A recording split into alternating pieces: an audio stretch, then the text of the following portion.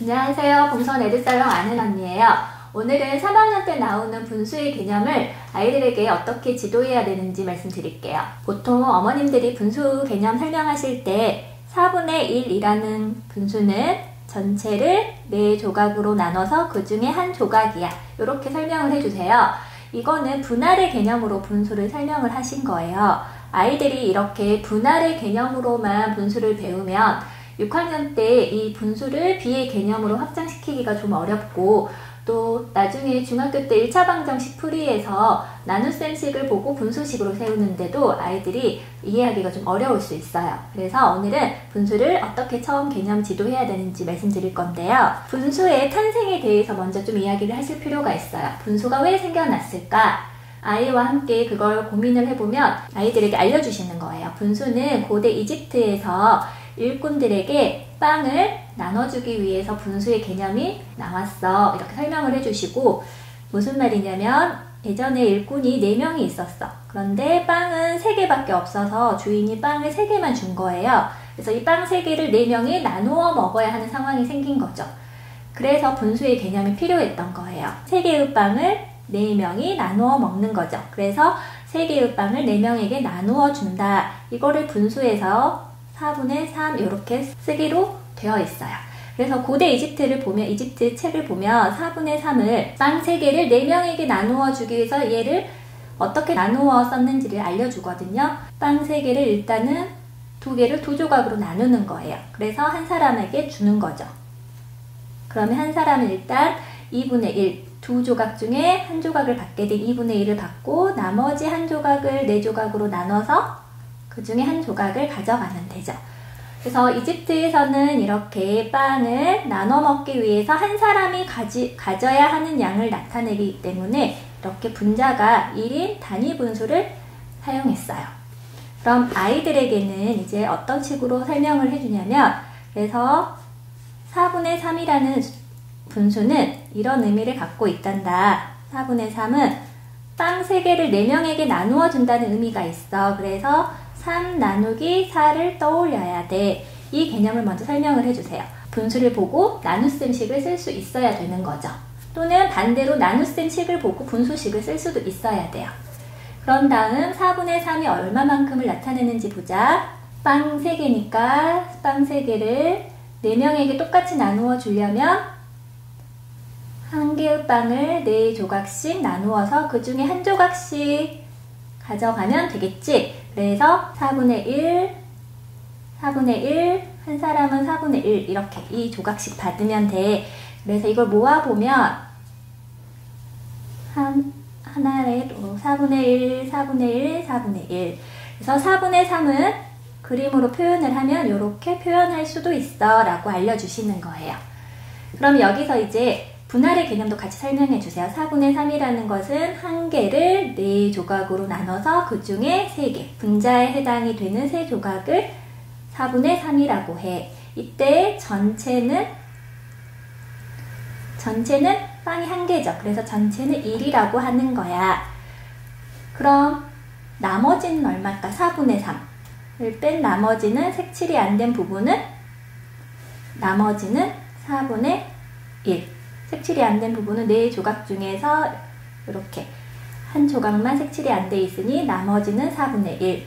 4분의 3은 색칠이 된 부분. 이런 식으로 시각적으로 또 아이들에게 먼저 설명을 해주시는 게 좋아요. 이렇게 설명이 돼야지만 아이들이 나중에 1차 방정식에서 중학교 때 4 곱하기 x는 21, 여기서 x값을 구할 때 x값을 구하려면 21 나누기 4가 되고, 그래서 얘를 분수로 4분의 21 이렇게 쓸 수 있구나 라는 것을 나중에 이제 아이들이 스스로 알게 되거든요. 그래서 분수 지도하실 때 꼭 주의하실 점은 이렇게 나누기, 분배의 개념도 알려주셔야 하고, 또 하나 이렇게 나누어진 것 중에 3조각을 말한다. 여기서 분할의 개념까지 꼭 설명이 2가지가 들어가야 된다는 거예요. 그리고 또 하나는 항상 전체의 양이 얼마인지를 알려주시는 것도 좋아요. 전체는 1이야. 이렇게 분수의 기본적인 개념이 설명이 된 후에는 2학기 때는 분수의 양에 관한 개념이 나와요. 분수의 양이 좀 아이들에게는 생소한 개념이거든요. 그래서 분수의 양의 개념을 지도하실 때는 분할의 개념으로 지도를 하시는 게 아이들이 이해가 편해요. 자, 4분의 3을 아까 표현을 하면 이렇게 됐죠? 4칸 중에 3칸, 전체 하나를 4칸으로 나눈 것 중에 3칸.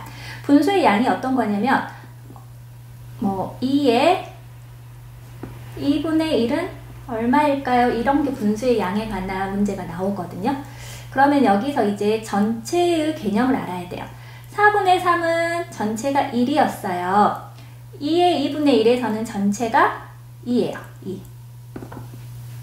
얘는 전체가 하나였고 얘는 1의 4분의 3인 거죠. 그러니까 1의 4분의 3은 1을 생략하고 4분의 3이라고 말하는 거고 2의 2분의 1은 몇 개일까? 라고 하면 전체가 2라는 것을 먼저 아이들에게 떠올리고 이 2를 몇 개로 나눠야 되냐면 2개로, 두 부분으로 나눠야겠죠. 그래서 이렇게 두 부분으로 나눴을 때 그 중에 1, 분자에 해당되는 부분 1이니까 그 중에 한 부분.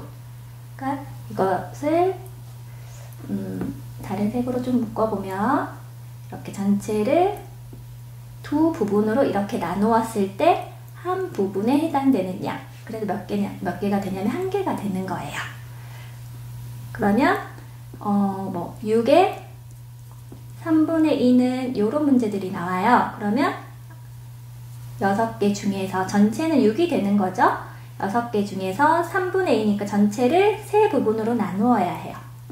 세 부분으로 나누면 이렇게 2개씩 묶어야 세 부분으로 나누어지겠죠?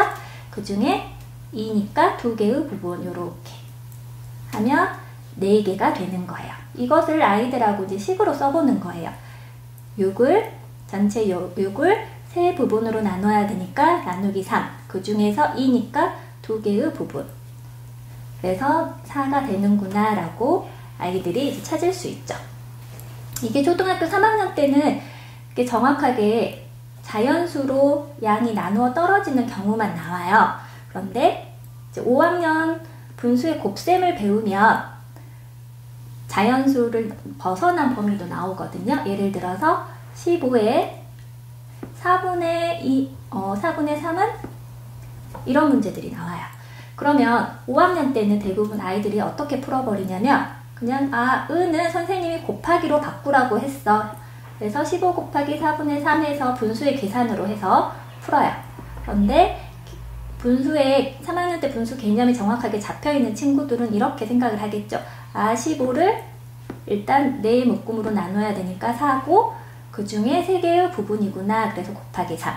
그래서 15 나누기 4는 분수로 바꿀 수 있어. 나눗셈은 분수로 4분의 15로 바꾼다고 했어. 그래서 곱하기 3이 되겠구나. 그래서 이 원리를 선생님이 은은 곱하기로 해 라고 말해주지 않아도 이 원리를 이렇게 아이들이 찾아낼 수가 있는 거예요. 4분의 15 곱하기 3은 15 곱하기 4분의 3하고 결국 값이 똑같아요. 그래서 이렇게 원리를 고학년이 돼서 원리를 알려면 어렸을 때 저학년 때 기본 개념이 충실히 잡혀 있어야 합니다. 여기서 하나만 더 말씀을 드릴게요. 아이들에게 나머지 개념, 전체의 개념을 3학년 때 일찍 알려주시는 것도 꼭 필요해요. 예를 들어서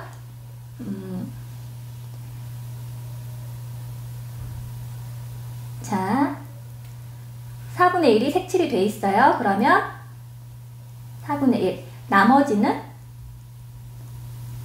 나머지는 색칠이 안 된 부분 4분의 3. 그럼 전체 1은, 이게 1이니까 전체 1은 4조각으로 나눈 것 중에 4조각. 그래서 1은 4분의 4와 같다. 1은 전체가 5조각으로 있으면 5분의 5와 같다. 이렇게 자연수가 분수하고 같다고 할 때 어떻게 표현해야 되는지 이런 것들도 같이 알려주시면 이제 이런 문제들은 나머지를 좀 이용해서 풀면 좋죠. 예를 들어 사과가 18개 있었어요. 엄마가 전체의 9분의 1을 먹고 나는 전체의 9분의 3을 먹고 형은 나머지를 먹었어요. 그러면 형이 몇 개 먹었을까요? 형이 먹은 개수를 구하는 문제들이 있어요. 이런 문제는 자, 전체가 18개, 사과가 전체 18개 있었으니 엄마가 먹은 것은 18에서 18의 9분의 2이기 때문에 엄마는 18의 9분의 2. 이거는 18 나누기 9 곱하기 2에서 4개가 되구나. 그리고 나는 18의 9분의 3이니까 18을 9묶음으로 나누는 그 중에 3묶음이니까 6개를 먹었구나. 형이 나머지를 먹었다고 했으니 형은 전체 18개 중에서 엄마가 먹은 거, 내가 먹은 거를 더한 걸 빼주면 8개를 먹었겠구나. 이렇게 보통은 찾아요.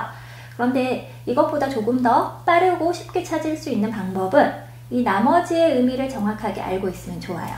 엄마가 9분의 2고 나는 9분의 3이면 형이 나머지라고 했으니 9분의 2하고 9분의 3은 두 개를 더하면 9분의 5가 되겠구나. 그러면 나머지는 9분의 4가 되니까 형은 18에 9분의 4를 먹었으니 18 나누기 9 곱하기 4 해서 8하고 이렇게 찾을 수 있겠구나 라고. 이게 첫 번째 방법, 이게 나머지를 이용한 두 번째 방법인데요. 나머지를 평소에 좀 쉬운 문제부터 활용할 수 있게 알려주시면 5학년 때 분수의 문제 중에 좀 어려운 문제들은 이 나머지 개념에서 많이 활용을 해야 돼요. 그랬을 때 아이들이 조금 부담 없이 나머지 개념을 사용할 수 있어요. 그래서 처음에 개념 지도할 때 심화에서 사용되는 개념까지 조금 넣어서 어머님들 설명을 해주시면 심화 문제로 연결됐을 때 아이들이 조금 더 잘 풀 수 있겠죠. 오늘은 분수의 기본적인 의미랑 분수의 양에 대해서 말씀드렸고요. 다음 시간에는 분수의 크기 비교 한번 이야기해 볼게요.